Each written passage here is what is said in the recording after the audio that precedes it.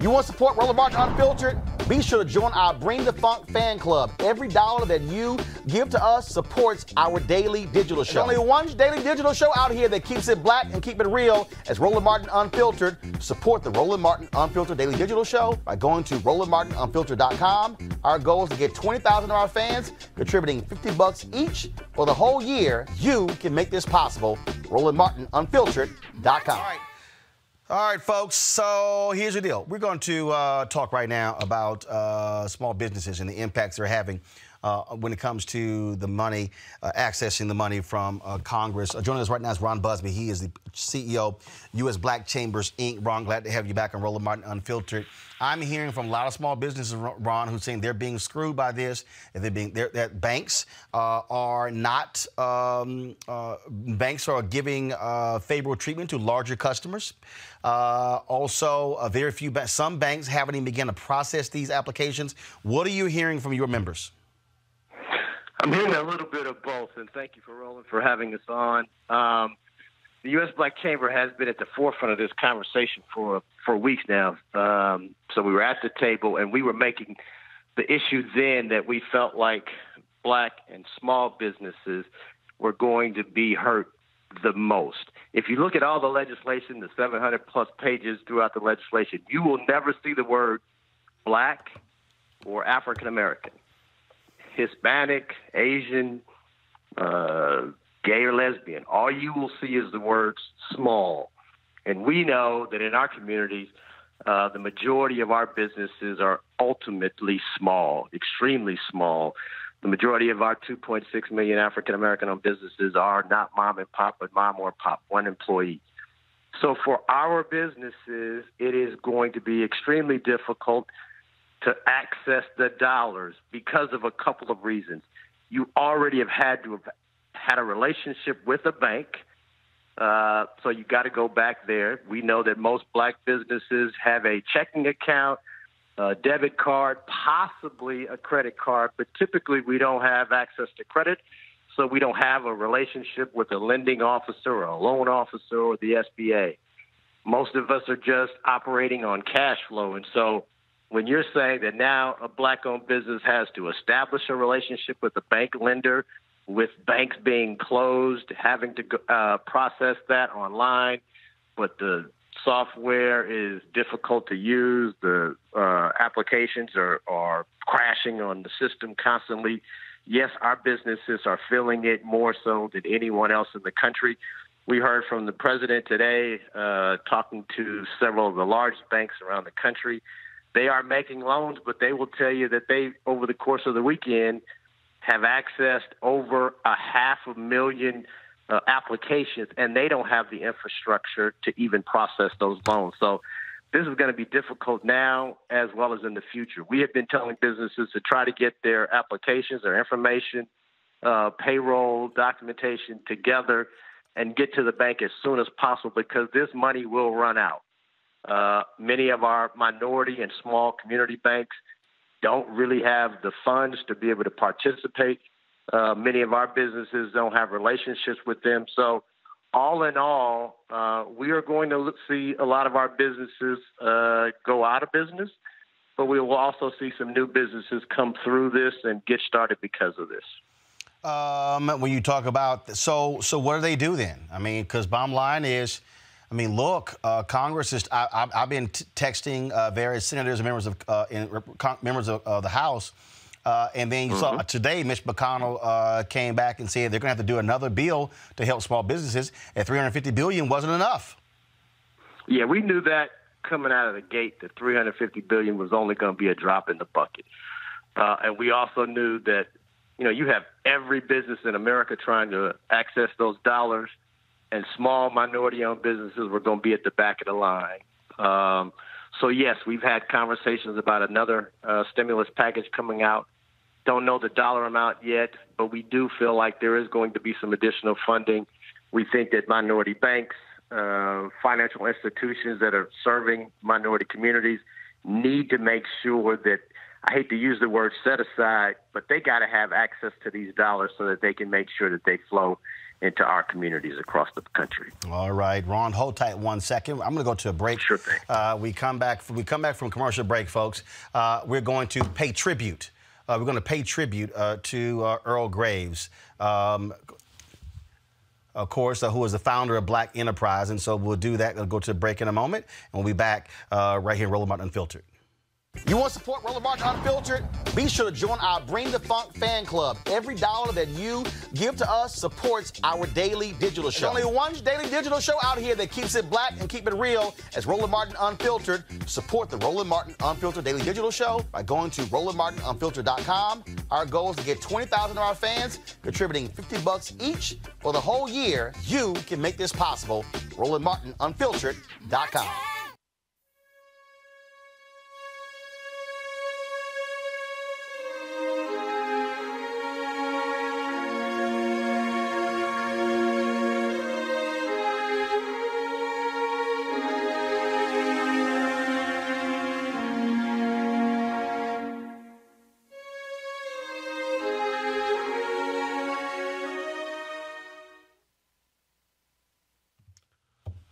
Late last night, folks, we got news that Earl G Graves Sr., founder of Black Enterprise, the company that focused on entrepreneurship and black business, died at 9:22 p.m. Eastern at the age of 85. His son and current BE CEO, Earl Butch Graves Jr., tweeted that he passed away quietly after a long battle with Alzheimer's. Graves was first launched Black Enterprise in 1970 in an effort to cover black businesses and also to provide business strategies to the magazine's readership. His efforts paid off. As of 2019, the magazine reaches 4 million readers. They also have numerous conferences all across the country. Graves went on to create Earl G Graves Limited, the parent company of Earl G Graves Publishing Company, which produces Black Enterprise magazine. Butch Graves Jr. became the CEO in 2006, though Sr. remained as chairman. In addition to his work in media, he also served as CEO of Pepsi Cola, one of their bottle distributors between 1990 and 1998.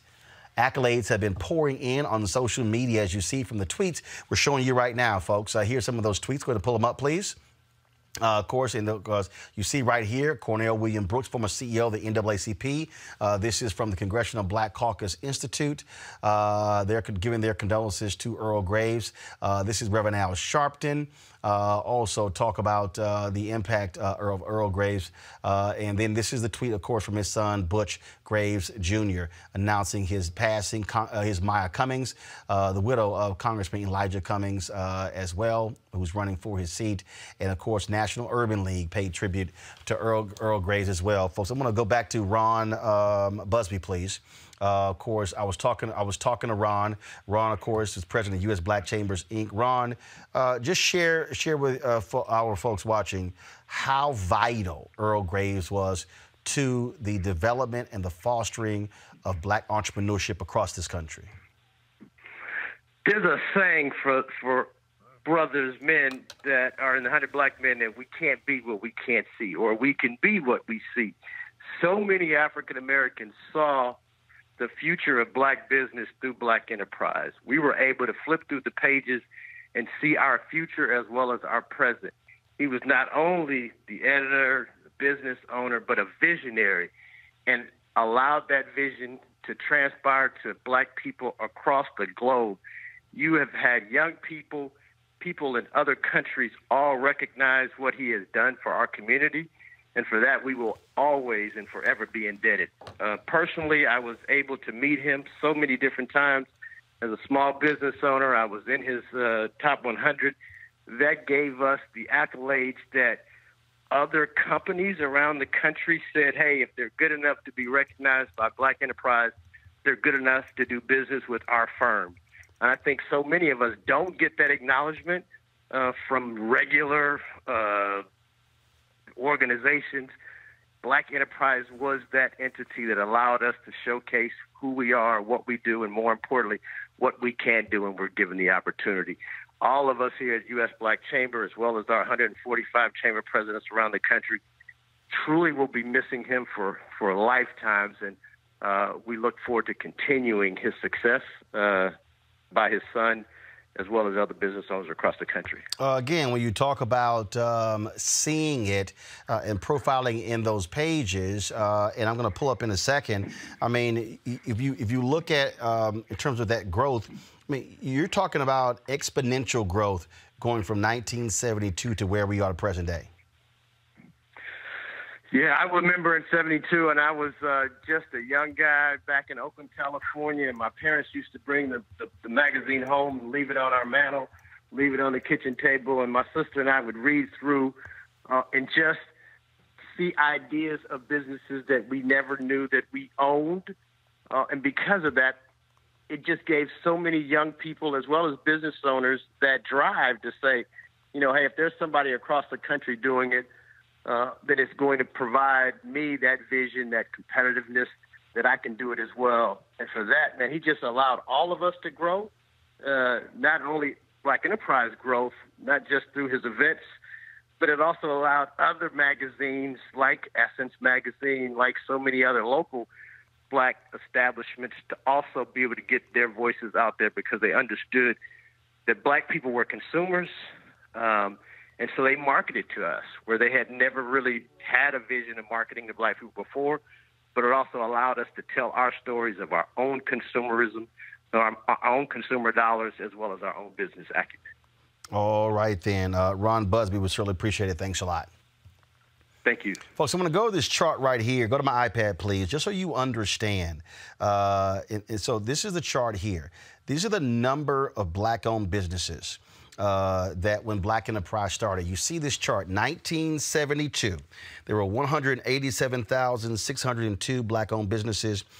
In 2012, the number was around 2.58 million. It sits now around 6 million, 2.6 million.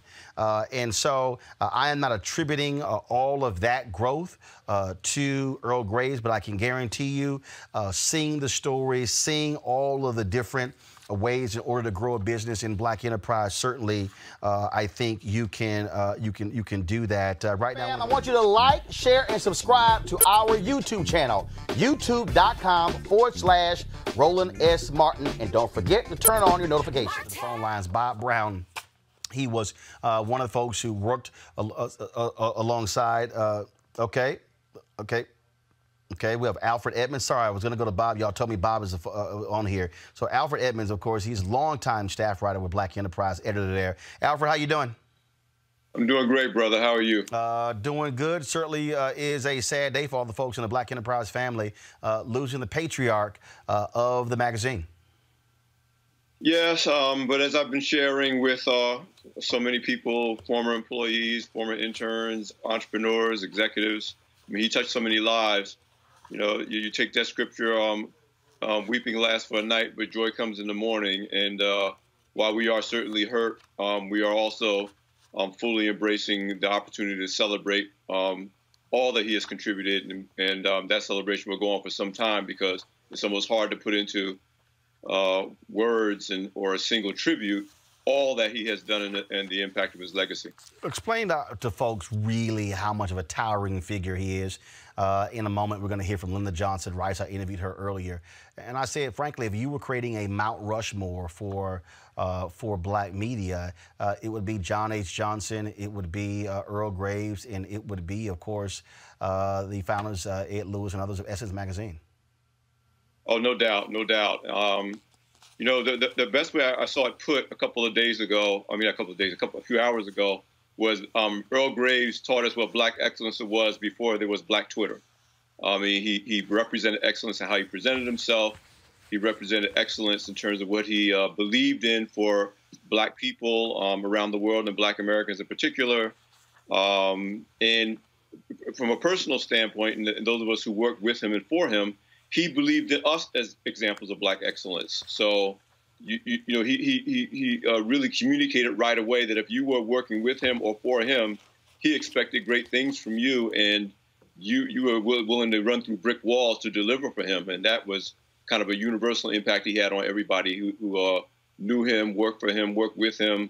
You know, the impact is just hard to put into a few sentences when you talk about that expectation of excellence and that being part of the heritage of being what it means to be an African American. The BE 100s, of course, the list of the top 100 black-owned businesses, it was a huge creation. When you think about Fortune lists, when you think of these other different lists, what it really did was serve as a barometer for many of these black-owned businesses, but also it sent a signal to the rest of the country that there were black folks who owned companies that were at scale. And as Ron Busby just said, it allowed other companies to be able to say, oh, here, folks, we could actually partner with.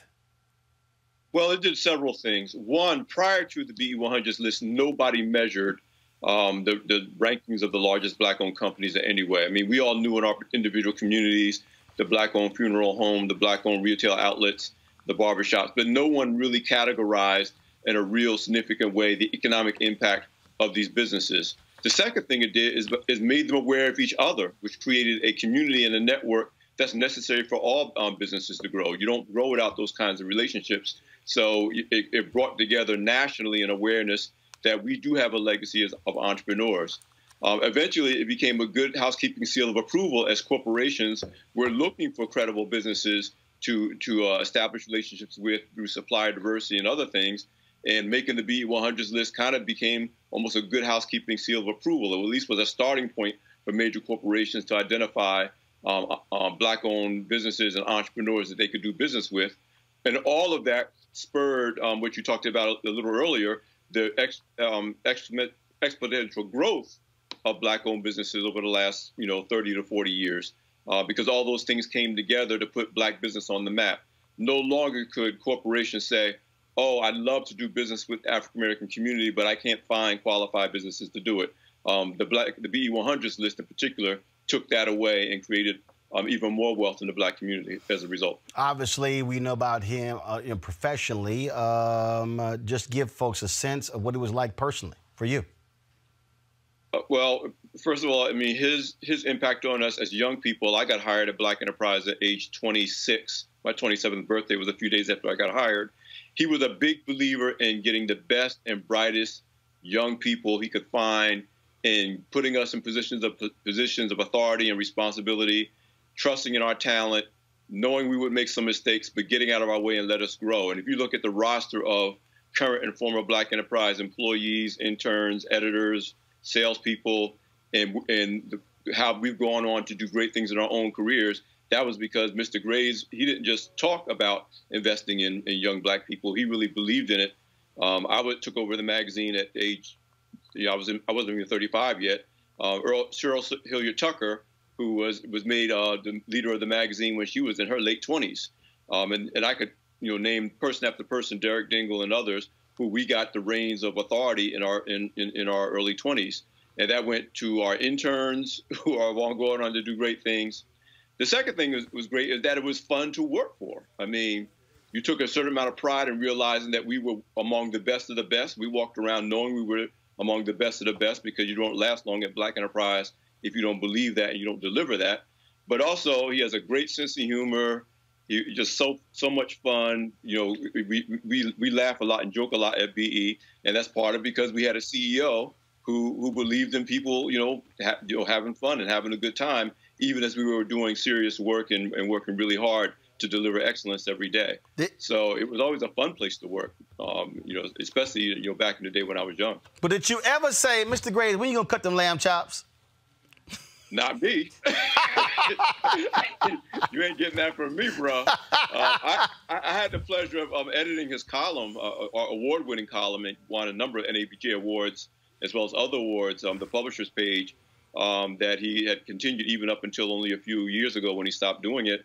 And so I got to literally sit at his feet, at least once a month, more than that, because I had to work with him on his column and what he wanted to say and how he wanted to say it.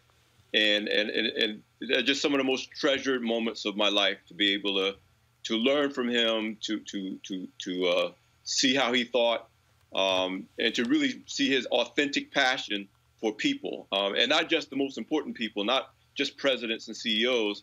This is a man that, bell caps and waiters and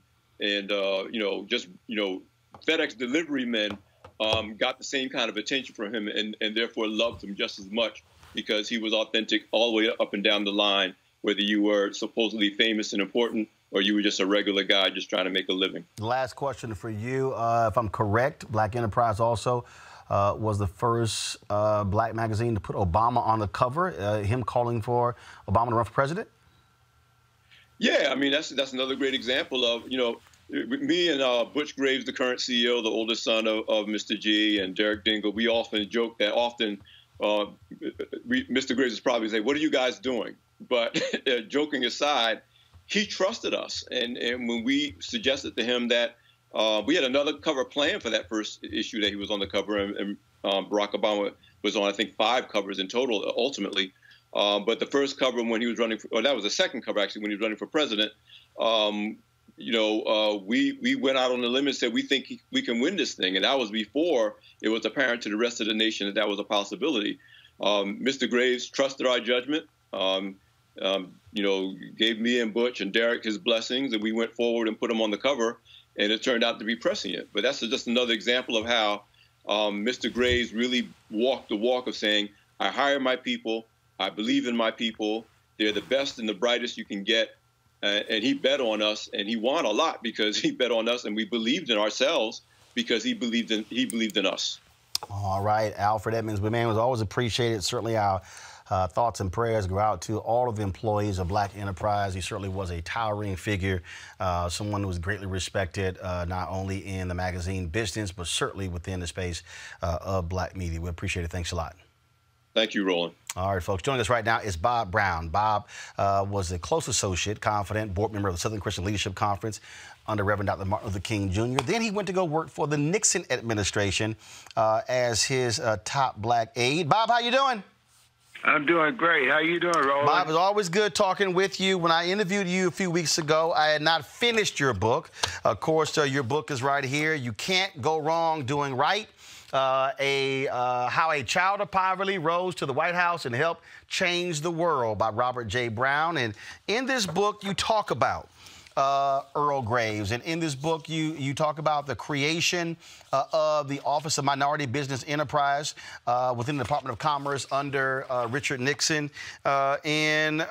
You say here, I'm going to read this here, we took a lot of flack from Democrats and other skeptics who claimed Nixon didn't care about black America. Still, even some diehard Democrats knew that blacks inside the Nixon administration were quietly pushing the agenda endorsed by Dr. King. One of those in the know was my old friend Earl G. Graves, who was a leading black Democrat at the forefront of pushing for black entrepreneurship and economic growth. He saw that with the OMBE, Nixon was reaching out with a program unlike others. Thank goodness you were there, because he was about $100,000 short of raising the money to launch Black Enterprise. And you had to fight a lot of white folks who were like, Bob, we are not giving to this black man. Yeah, Roland, you're right. Earl, I go back a long way with Earl. When he got out of the military, Earl was a top military guy, and he was really gung-ho. And he came to work with me at the Federal Bureau of Narcotics in the New York office. We worked in the same group there, and there were very few blacks there at the time, and Earl came in from the first day. He made a statement there at the Bureau, and we became close friends. We traveled together. He used to visit me here in North Carolina all the time with his wife Barbara and his sons when they were little boys. And then he called me one day and said he was going to he was start Black Enterprise, and he was going to do a lot of this and a lot of that. And I said, well, I'll be supportive. And but even before then, we worked with Robert Kennedy together. Earl was administrative assistant to Mr. Kennedy in New York, and we worked in his campaign together until he was killed. And then we all got together at Earl's place on Long Island, and along with Johnny Ford and several others who were working with him. Johnny Ford, the mayor of Tuskegee, Alabama, and we decided that we were going to do different kinds of things. Earl and those stayed with the campaign at that time, the Democratic campaign of Humphrey, and I decided to go with Nixon with some of my friends, my other friends, and it was quite a time. We remained friends. Did we lose Bob there, folks? Let me know. Let me know when y'all got Bob back. And so this is what Bob writes in his book. I encouraged him to apply for one of the first OMBE grants when word got out that Earl Graves, a big Democrat and a frequent critic of Nixon, had applied for the grant. That was heated opposition from partisan Republican operatives who didn't want it approved. I argued forcefully that Earl wanted the same things we wanted for Black America, and that if we helped him develop his business, he would support economic development in the Black community. They told me I was nuts, not to mention naive and probably numbskull too.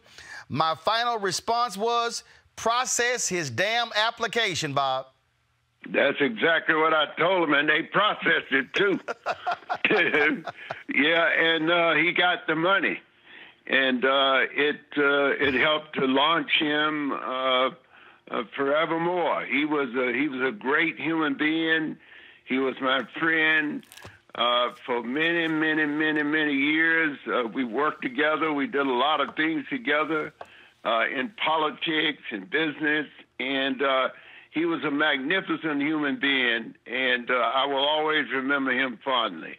Bob Brown, it was a pleasure talking with you, man, to reflect back on the life and legacy of Earl Graves Sr. Of course, that photo right there is a photo of you, of Johnny Ford, and Earl Graves enjoying a huge laugh there. And so it's always been great talking with you. Mm-hmm. Well, if you're trying to do the right thing and you're trying to lift up our people, it doesn't make any difference between Democrats and Republicans. I've worked on both sides, and wherever we work, we've got to be for our people. We got to lift up our people. Yes, indeed. Bob Brown, we appreciate it, man. Thanks a lot. Yes, sir. All right, folks, joining us right now is one of those other titans of Black media, Ed Lewis, who was the co-founder of Essence Magazine. Ed, welcome to Roland Martin Unfiltered. Roland, how are you, my friend? I'm doing great, sir. Just want to get just your initial thoughts on us losing one of our titans, Earl Graves Sr. Well, you know, Black Enterprise started in August of 1970. Essence started in May of 1970. So we're both celebrating 50 years of publishing and doing something so meaningful, I think, for our community. And certainly I take my hat off to my dear friend, fellow publisher, who we tried to make a difference with regard to how we were being dealt with economically within our community.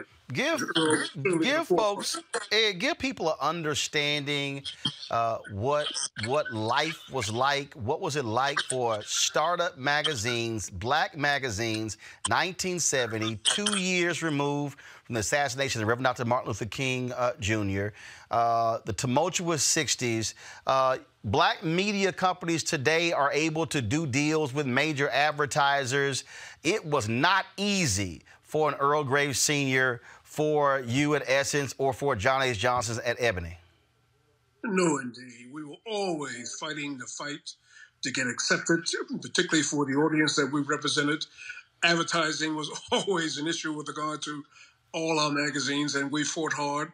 One of the things I'm deeply feel very good about is the way Earl, John Johnson and I worked together, going collectively to advertising agencies and to major corporations, and selling them on the importance of Black media, a Black company.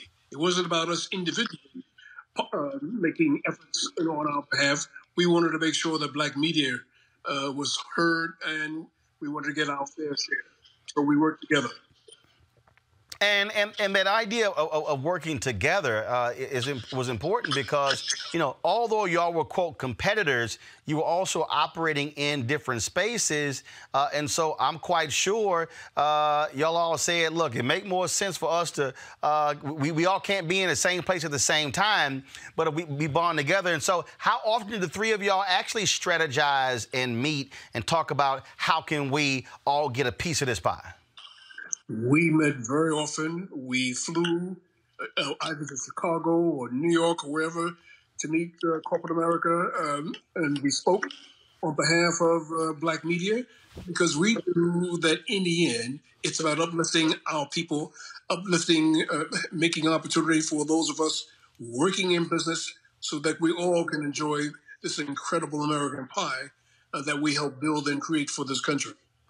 Last question for you. Obviously, Black Enterprise focused on Black business. And when you look at the growth of Black businesses going from a little more than 100,000 in 1972 to now 2.6 million, I would dare say Black Enterprise played a critical role because when you look at the articles dealing with just basic stuff, how to start a business, loan processing, franchising, all of those things, and being able to, as Ron Busby said, being able to see people doing other things in other areas, that had to cause somebody to have hey, wait a minute, I can do that as well.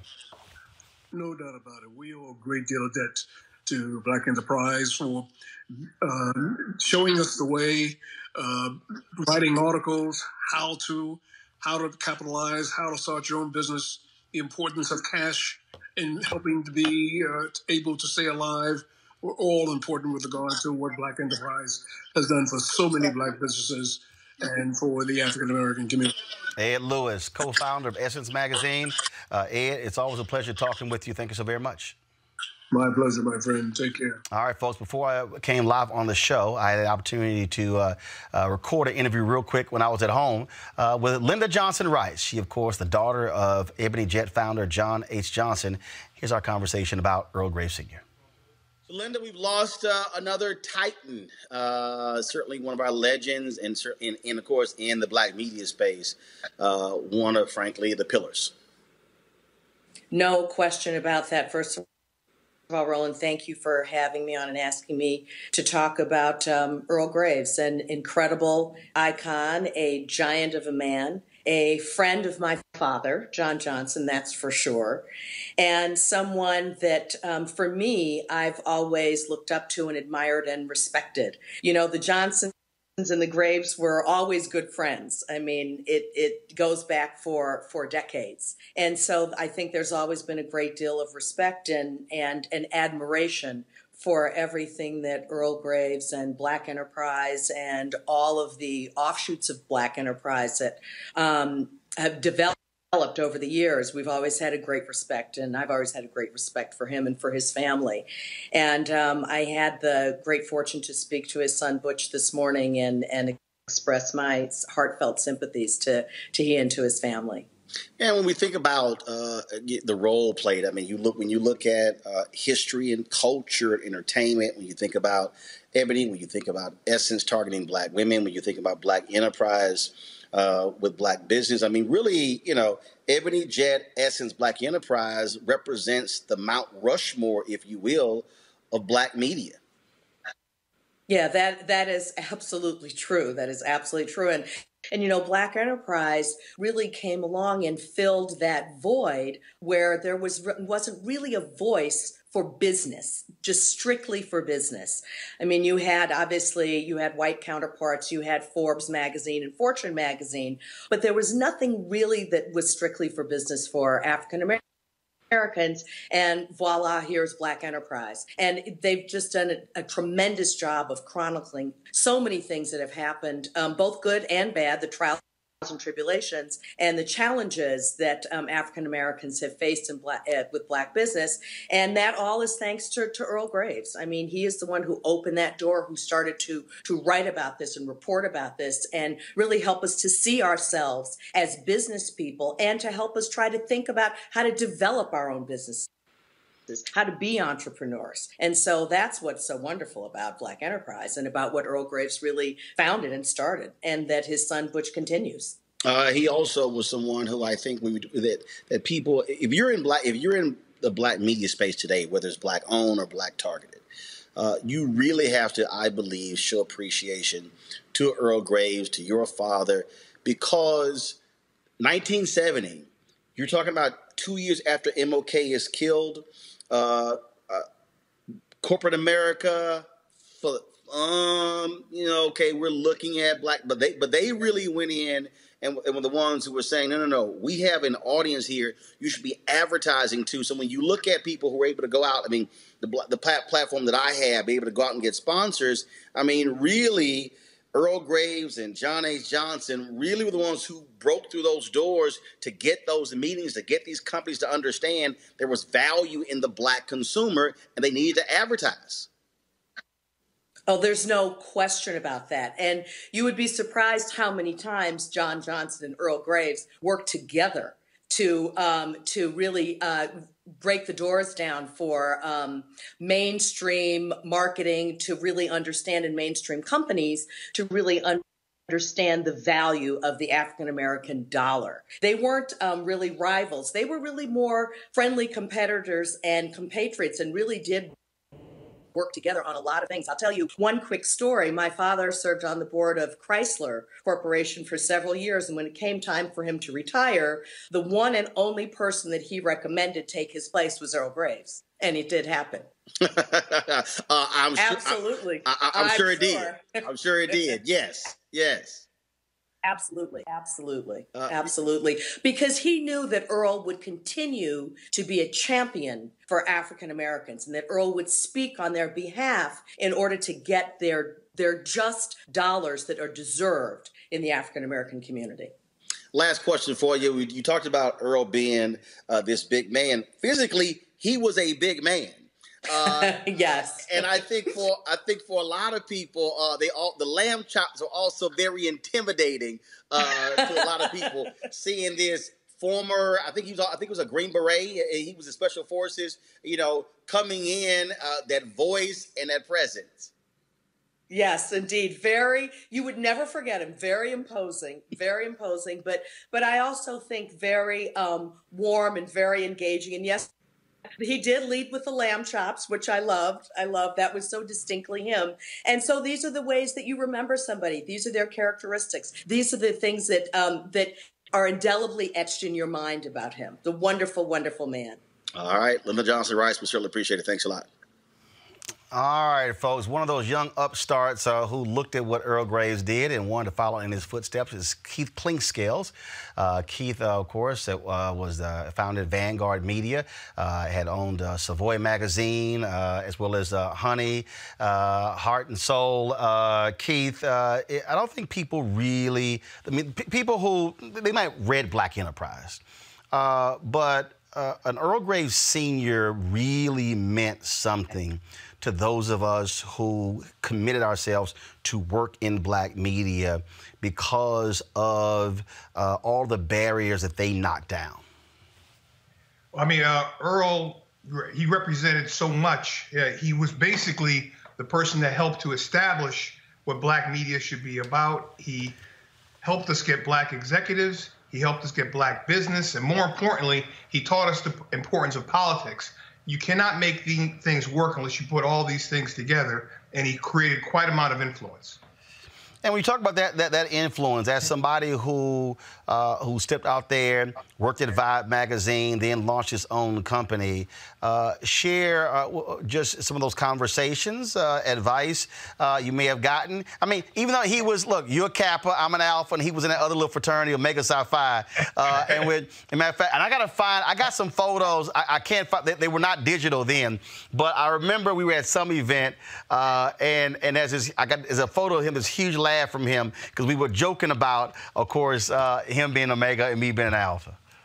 Well, I think very early on, Mr. Graves was kind of like the chairman. He was like the Don of all this stuff. And when I was at Vibe, very early on, he spoke with me, and I was so excited to really meet him and get to know him.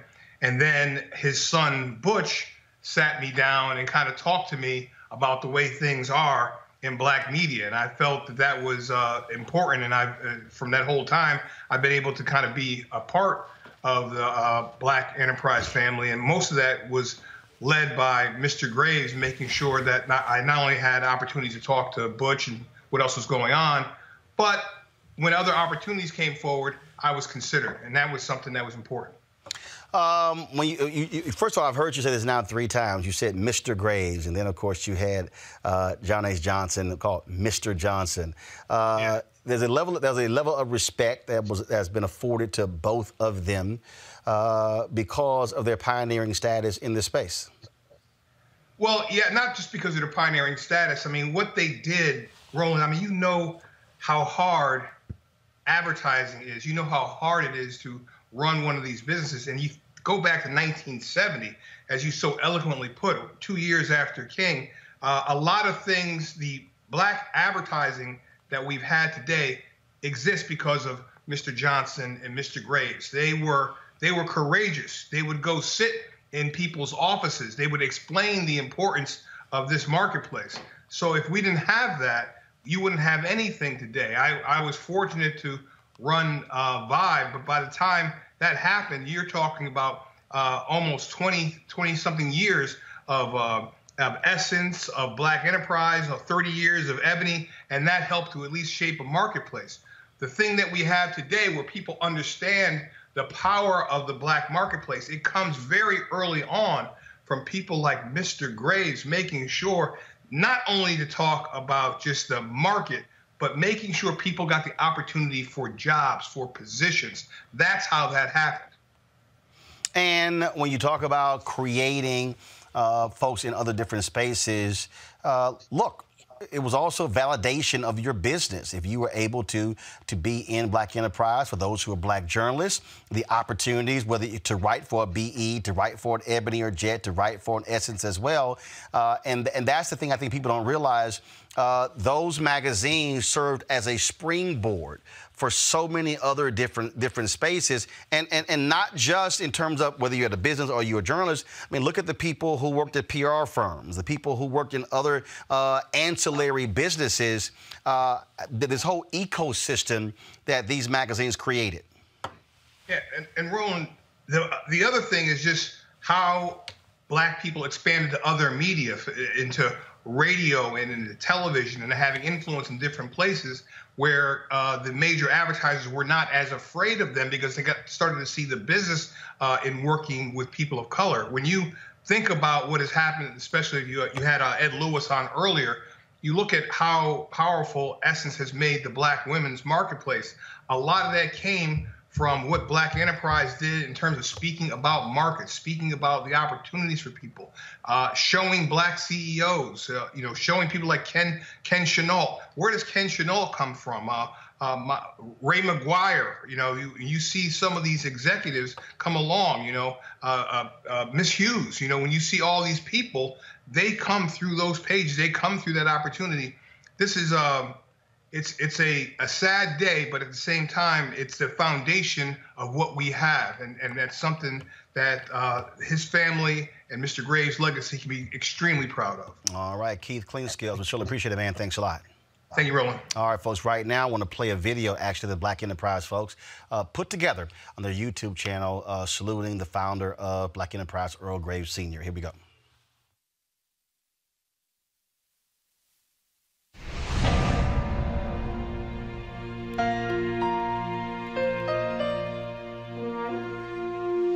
He's a visionary. He has the determination, the will to carry that vision through. And thank goodness for Earl Graves. Earl G. Graves Sr. mapped out his vision for the first African-American magazine 40 years ago. When my father started Black Enterprise, his vision was creating a publication that would provide how-to information for African Americans to be successful in business as entrepreneurs. It's 1970. Money was tight for most African Americans. They were hungry for a way to build wealth and power. And Graves was ambitious and gutsy enough to deliver a way. The advertising world had never seen anyone like him. First off, he had a very unique look, which is his sideburns. But he also was a dashing figure. And when I say that, you know, with every level of respect. He was well-dressed. His presentation was polished. He knew exactly what he wanted to say. And he was determined.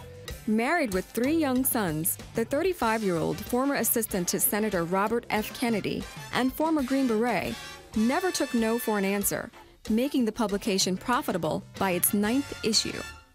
When my father went on sales calls, he went out with this unique sales toolkit.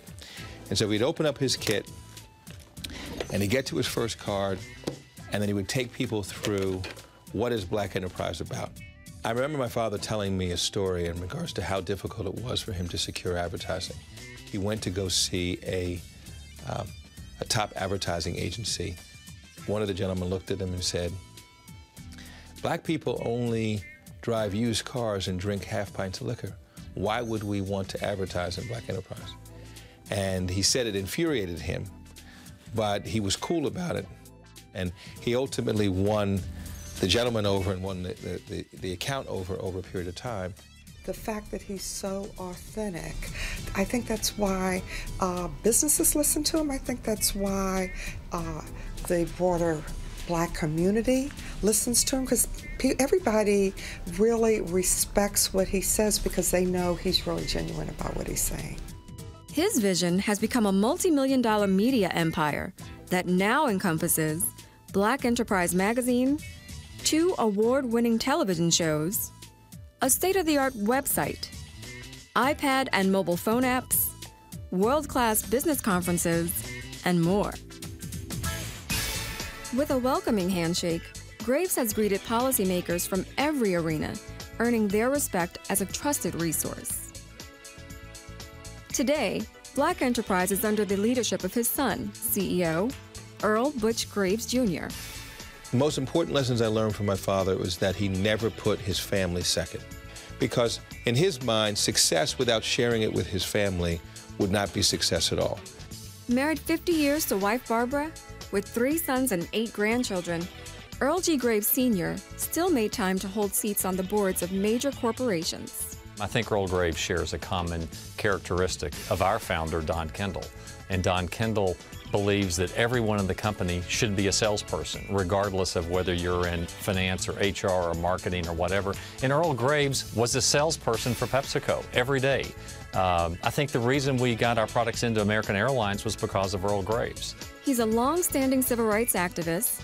He holds 70 honorary degrees and is a committed champion of education. It gives me great pride to announce a pledge of $1 million to my alma mater, Morgan State University.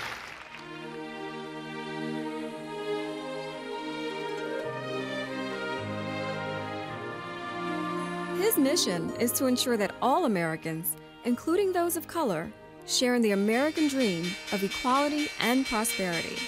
This man has taken risk on behalf of all of us and has achieved greatly. And I think for that, we're all achieving more for it. Congratulations. All right, folks. And again, that was a video that was put together by the folks at Black Enterprise. You heard in that video Earl Graves Sr. talking about his alma mater, where he really got his business start at Morgan State University in Baltimore. Well, joining us right now is David Wilson. He is the president of Morgan State University. President Wilson, glad to have you on the show. Roland, thank you for having me on this evening. Earl was in that other fraternity. We know what the real one is. I'm just, but it's so interesting. He really loved Morgan State. I'm sorry, but can you repeat that? I said he really loved Morgan State University. Oh, I mean, Earl Graves Sr. Was the epitome, if you will, of the Morgan graduate. He was the quintessential Morganite. He loved Morgan State, and Morgan State loved him back. I often say that in my 10 years as president at Morgan, and I have been in the company of Mr. Graves, I mean, numerous times. I can count on one hand when I've seen him, and he did not have orange and blue on. I mean, he had the orange and blue bow tie, the blue blazer, and even would wear orange and blue checkered slacks. I mean, he really loved Morgan. Well, and we loved him back. And as as I was making my way into the presidency at Morgan, I reached out to him as I was leaving Wisconsin. I had never met him, and reached out to him in 2010, and we had a great conversation. And he said, I think we should have regular conversations because it was a transition period. And so he and I spoke several times before I actually showed up at Morgan. And he gave me some wonderful guidance and great wisdom in terms of how to make sure that Morgan was connected to the business community. And then he came to Morgan, and we had a personal conversation. And at the end of the personal conversation, he wrote me a check. And he said, look, I have contributed to my alma mater over the years. Of course, he gave us $1 million donation, and at the time, that was the largest in our history.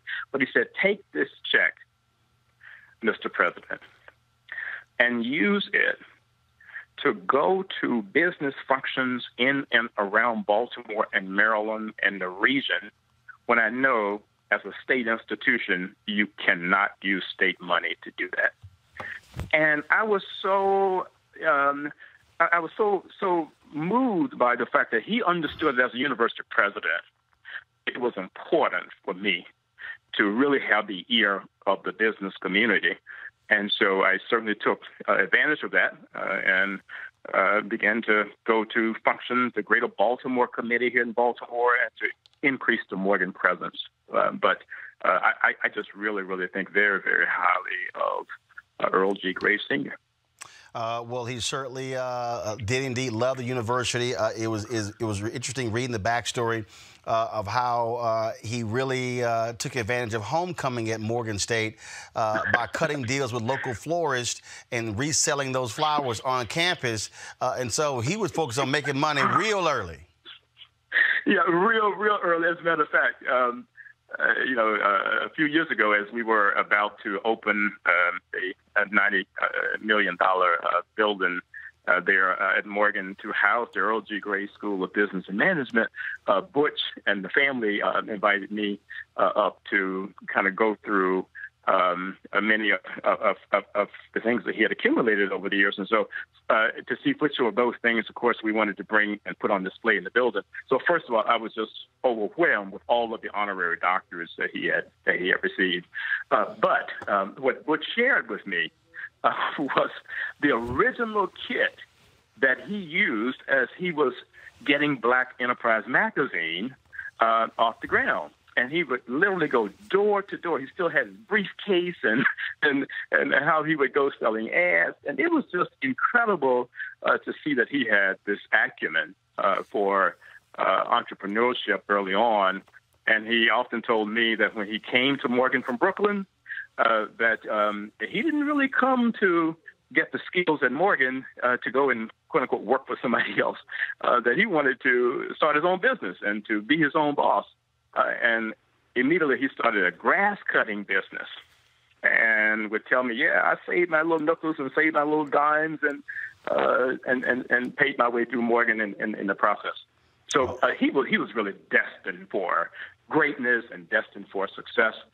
And our current students at Morgan, former students, alums, we just adore Earl G. Graves Sr. David Wilson, President, Morgan State University. I appreciate you joining us for this tribute to the life and legacy of Earl Graves Sr.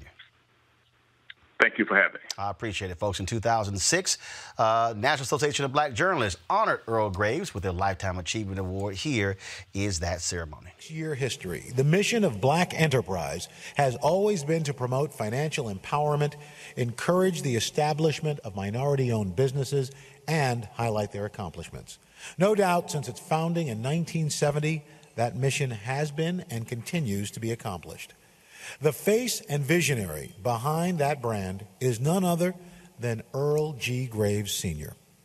Taking a look back, Earl grew up in Brooklyn, New York. He went on to graduate from Morgan State University with a Bachelor of Arts in Economics.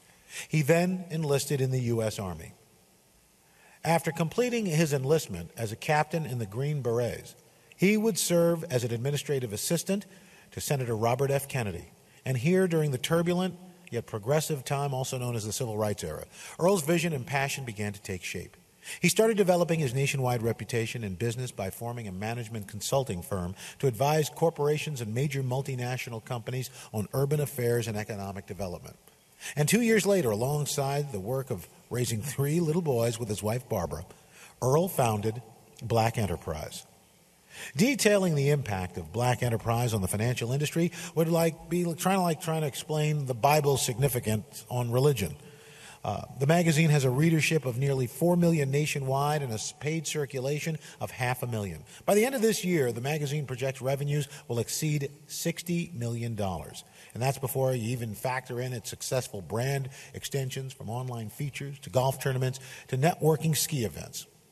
In a super competitive and rapidly changing magazine publishing industry, Earl has beat the odds and made Black Enterprise a model for business success.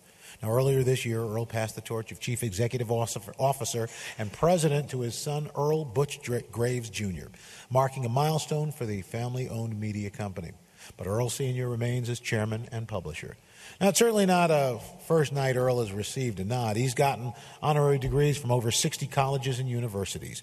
He received the NAACP's 1999 Spring Garden Medal, the civil rights organization's highest achievement award for African Americans. Last year, NABJ recognized Black Enterprise for marking its 35th anniversary. This year, NABJ salutes the man who has had his finger on the pulse of the world of business for the last 36 years and has never let it go. For these reasons and more, NABJ is proud to present the 2006 Lifetime Achievement Award to Earl G. Graves, Sr.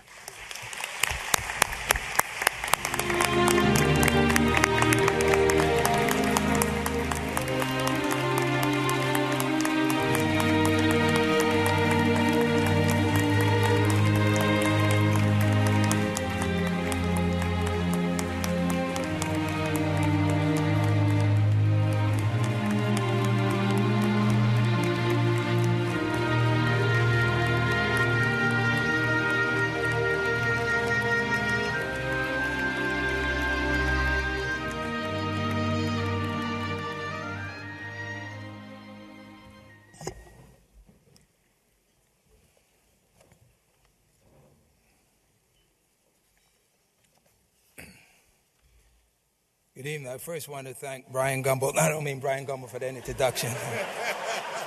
Al Roker, right. We get even with each other almost every time we're on the stage. Thank you. Good evening. My sincere thanks to all of you for that warm reception. And thanks also to the leadership of the National Association of Black Journalists for bestowing upon me this award for lifetime achievement. I know that it helps to be 105 to be honored for one's life achievements, so I'm flattered that the NABJ has chosen to recognize me while I'm still young. I do need to share a short story. They gave me 3 minutes, but I figured 3.5, and it's okay. This morning I was working out in the health club in the hotel, and there was a young man working out, and he was lifting weights and huffing and puffing, and I was glad when he left because it was depressing to see what he was doing and I was not. And then in comes another young man, and he looks up and he goes, "Wow, Mr. Graves." I said, "How are you?" As I was on the machine doing the best that I could, running, and he said to me, "Wow, I never thought." I said, "Okay, fine." And then he said, "How old are you?" So I said, 71. He said, "Wow, why are you working out?" So I said to him, "Let me guess, you're on the hospitality committee of the organization, right?" Anyway, true, absolutely true story. Seriously, what this award tells me is that somewhere along the way, I was able to make a contribution. And the fact that I've been included in such a distinguished company tells me that my contribution has mattered. Two of the great pioneers of African-American journalism were John B. Russwurm and Samuel E. Cornish, co-editors of Freedom's Journal, the first African-American owned and printed newspaper in the United States. In the journal's very first issue, published in 1827, Russwurm and Cornish printed these words: "We wish to plead our own cause. Too long have others spoke for us." These words rang true just as for me when I founded Black Enterprise magazine 36 years ago. My dream was a publication that represented, empowered, and spoke the truth about America's black business and professional class. To a degree, I think we've succeeded, and if I have, then many of the people who are here tonight representing Black Enterprise are part of that, and I'd like to ask them to stand. Alfred Edmond is leading the charge. Where are the Black Enterprise people?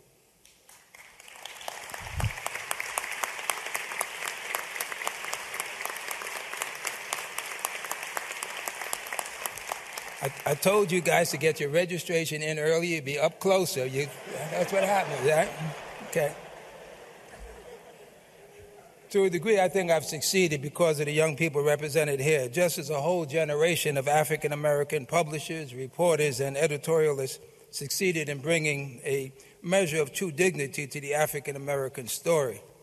And yet I fear that those words published by Rushworm and Cornish so long ago still ring true today, louder than ever.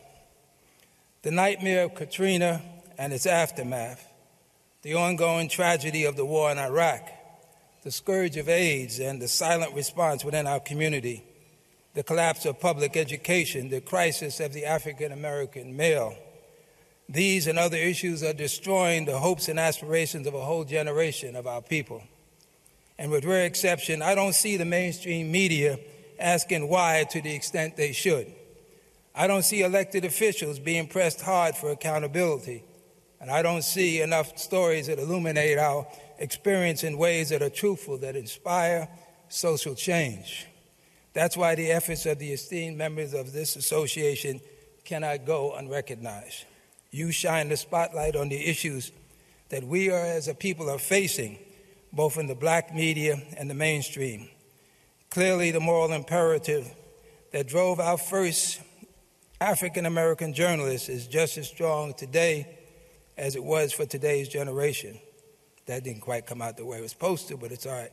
My message, particularly for the young men and women here this evening, is to continue the legacy of social justice embodied by those who came before you.